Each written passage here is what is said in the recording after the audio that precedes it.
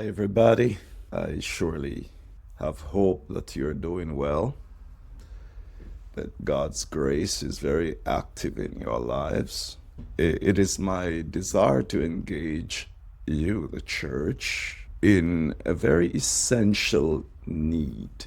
This Psalm 51 is attributed to the gentleman David, and the caption of the psalm says, a psalm of David when Nathan the prophet went to him after he had gone into Bathsheba. And many of you will recall that an episode of this is in 2 Samuel chapter 12. The verse I want to stick with today is verse number 11. Do not cast me away from your presence, and do not take your Holy Spirit from me.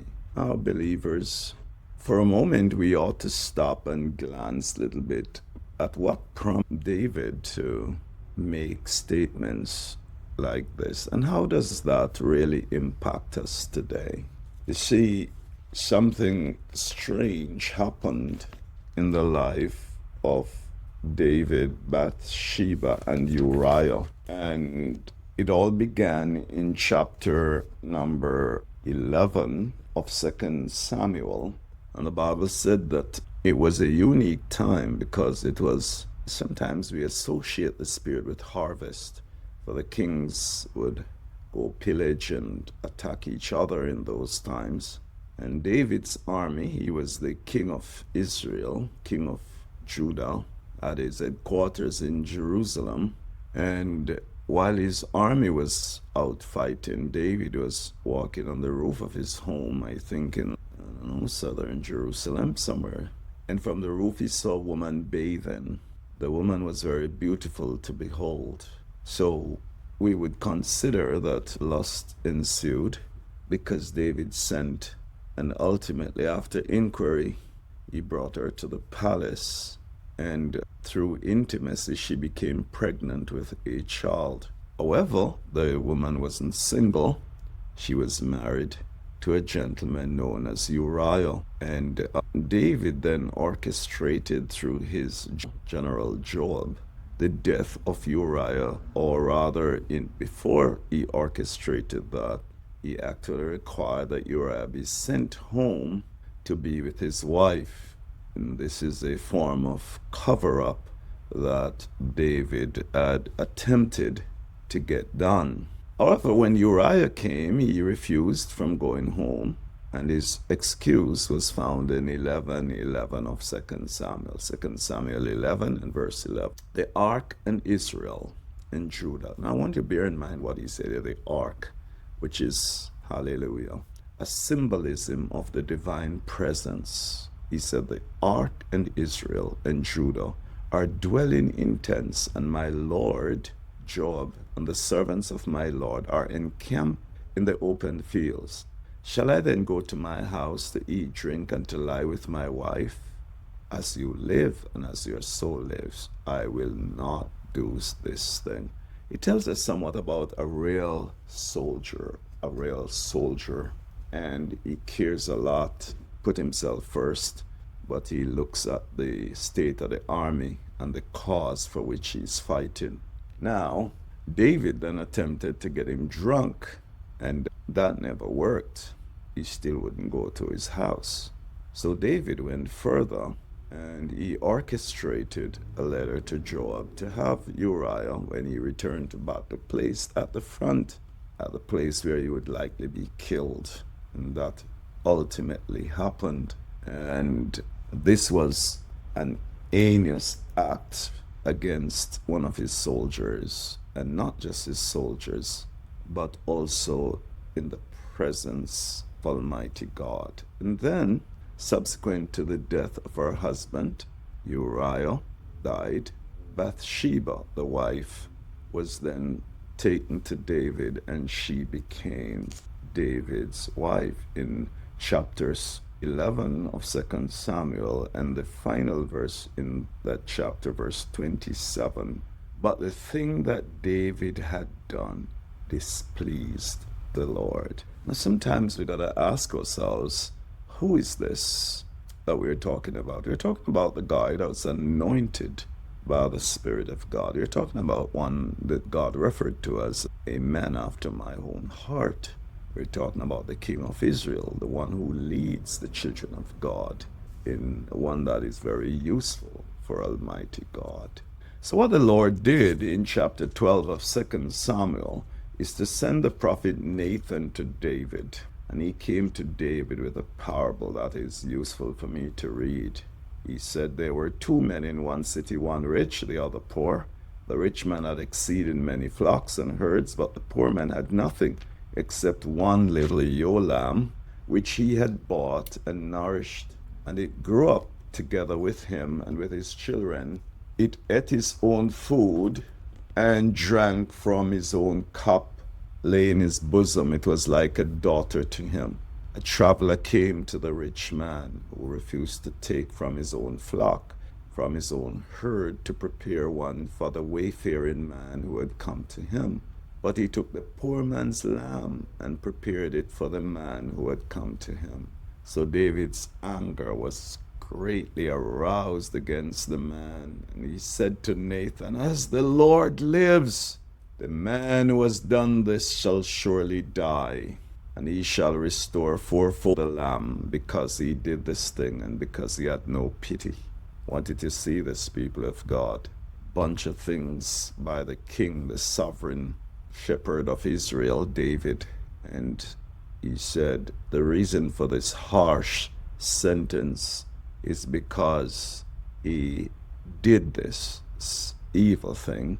And number two, he had no pity, no remorse, no mercy. He did not exercise grace. Nathan the prophet said to David, "You are the man. You just, oh God, condemned yourself and set yourself up for execution. Thus says the Lord God of Israel." Notice this, everybody, in verse 7 of 2 Samuel 12. "I anointed you king over Israel. I delivered you from the hand of Saul. I gave you your master's house, your master's wives in your keeping. I gave you the house of Israel and Judah. And if that had not been too little, I also would have given you much more." Oh man, the generosity of God in our lives. "Why have you despised the commandment of the Lord to do evil in his sight? You have killed your with the sword.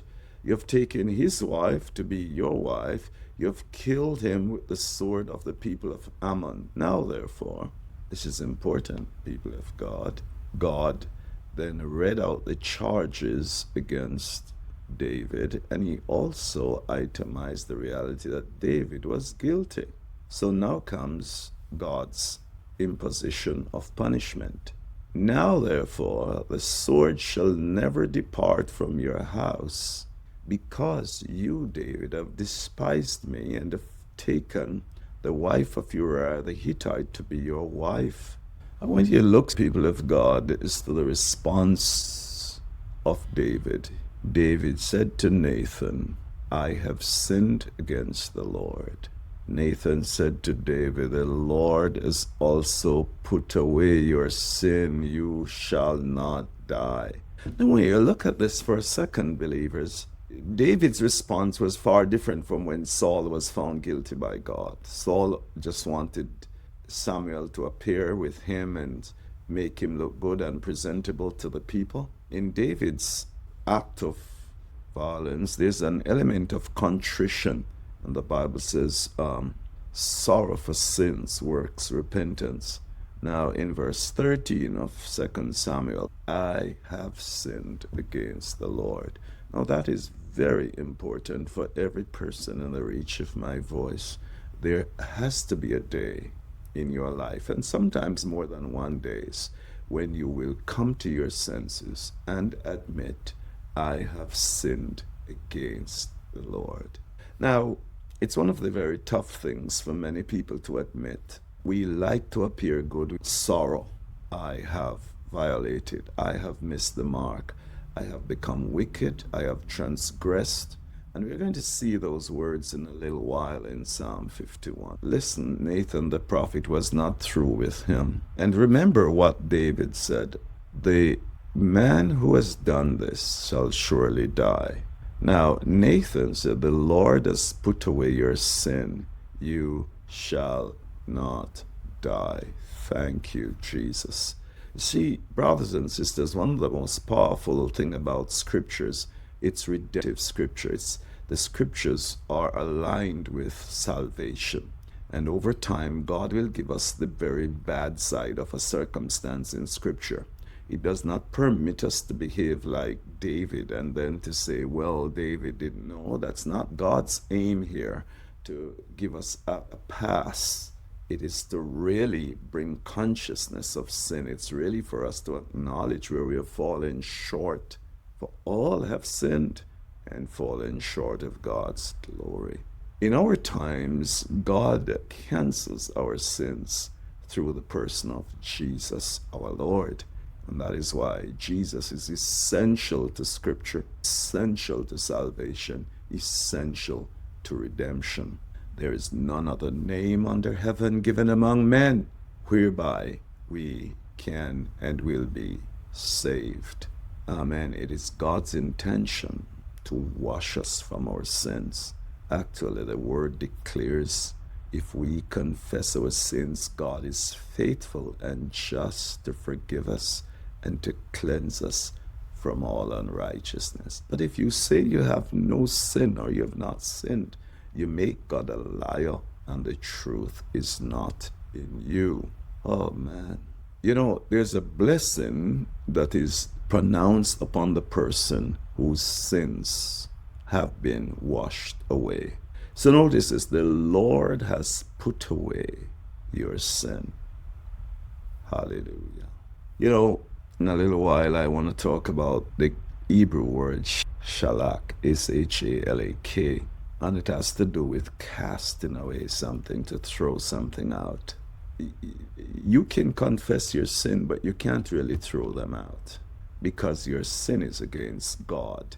Now, if your violation is against God or your violation is towards God, then it is God who has the complete and final determination of how we dispose our sins. It has a stench. It's abominable. The word the Bible uses that sort of brings that to the fore is the word abomination.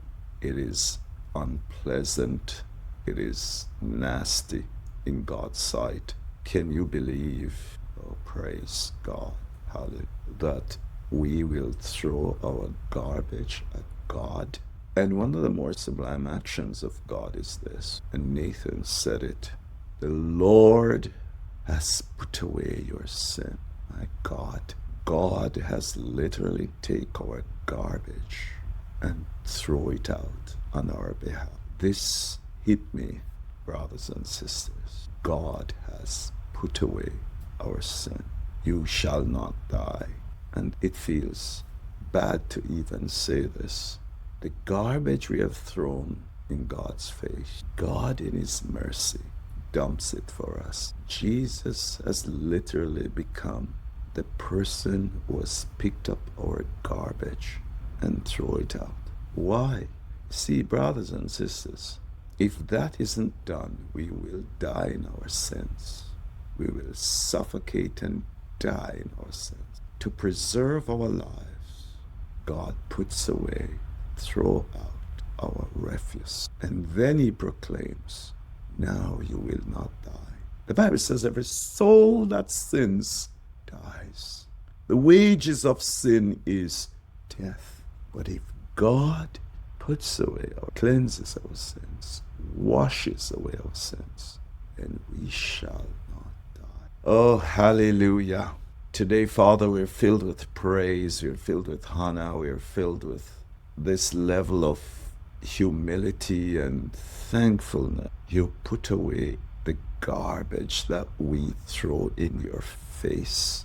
And then you pronounce we won't die as a result. Thank you for the gift of life eternal and the forgiveness of sins. How marvelous you are to me, and holy are you, Lord.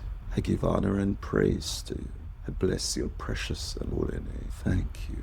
Thank you. Our corruption had us on a death spiral. I thank you for our Lord and our Savior Jesus Christ, who has canceled the penalty of death, eternal damnation, and we are now the recipients of eternal life and immortality. Thank you, Lord. We're surely grateful to you in Jesus' name.